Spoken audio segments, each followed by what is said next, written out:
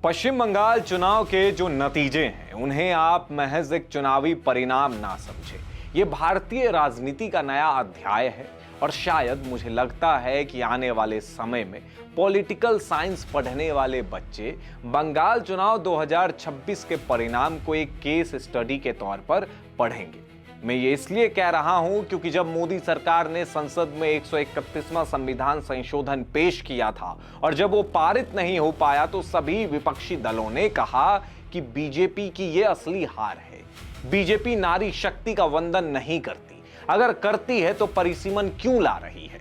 मगर आपको पता है, इस बहस के बीच हम सब ने बीजेपी के मास्टर स्ट्रोक को ना देखा ना समझा। पश्चिम बंगाल चुनाव में बीजेपी ने 3 ऐसी महिला उम्मीदवार खड़ी की जो ममता की तानाशाही के कारण प्रताड़ित हुई। उनमें पहला नाम है आरजीकर मेडिकल कॉलेज रेप कांड की पीड़िता की मां रत्ना देवनाथ, संदेश खाली की पीड़िता रेखा पात्रा और घरों में बर्तन मांजने का काम करने वाली कलिता माझी। जी हां, बीजेपी ने उन महिलाओं को टिकट दिया जिन्हें सत्ता ने दुत्कार दिया था और उन्होंने सिर्फ चुनाव लड़ा ही नहीं बल्कि जीत भी हासिल की।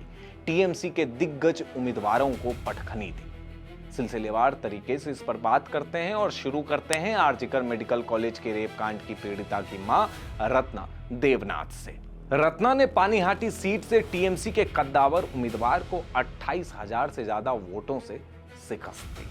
जब टीएमसी सरकार के मंत्री और पुलिस प्रशासन दोषियों को बचाने की कोशिश कर रहे थे, तब रत्ना ने सड़क पर उतरने का फैसला लिया। उनकी ये जीत उस व्यवस्था को करारा तमाचा है जिसने एक बेटी के इंसाफ को दबाने की कोशिश की थी। जनता ने रत्ना के आंसुओं को व्यर्थ नहीं जाने दिया और उनके पक्ष में एक तरफा मतदान कर ममता सरकार की विदाई तय कर दी।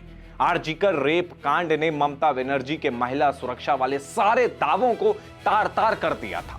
व्हाइट पेपर की तरह साफ कर दिया था कि ममता महिला सुरक्षा नहीं बल्कि टीएमसी की सुरक्षा चाहती है। अब बात करते हैं टीएमसी और ममता के लाडले शाहजहां शेख के संदेश खाली वाले कांड की। कैसे संदेश खाली में टीएमसी वर्कर्स द्वारा वहां रह रही महिलाओं की इज्जत के साथ खेला गया, लेकिन ममता बनर्जी चुप रही।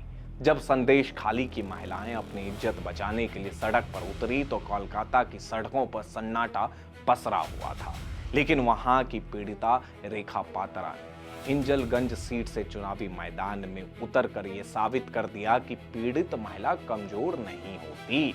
रेखा ने टीएमसी प्रत्याशी को 5,000 से अधिक वोटों से हराकर विधानसभा का रास्ता तय किया।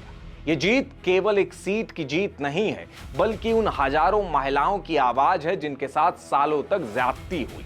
लोकतंत्र की सबसे खूबसूरत तस्वीर ओसग्राम सीट से सामने आई, जहां 4 घरों में झाड़ू पोछा का काम करने वाली कलिता माझी ने टीएमसी के दिग्गज को 12,000 वोटों से पटखनी दी।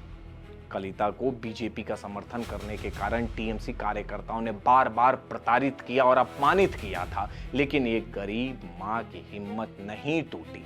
कलिता की जीत ये बताती है कि बंगाल के गरीब तबके ने अब डरना छोड़ दिया है। इन तीनों महिलाओं की जीत ने यह साबित कर दिया कि इतिहास लिखने और बनने में कितना फर्क होता है, क्योंकि अगर ये तीनों महिलाएं अपने लिए आवाज बुलंद नहीं करती तो किसी अखबार और डिजिटल न्यूज पोर्टल के आर्टिकल में सिमट कर रह जाती और फिर चुनावी माहौल के वक्त बस एक इतिहास बनकर रह जाती। यह ममता बनर्जी की हार नहीं बल्कि उसके अहंकार की हार है। और जो विपक्ष बीजेपी पर महिला विरोधी होने का आरोप लगा रहे थे, उन्हें ये फैक्ट्स भी देखने चाहिए। इस रिपोर्ट पर आपकी क्या प्रतिक्रिया है, हमें कमेंट बॉक्स में जरूर बताएं।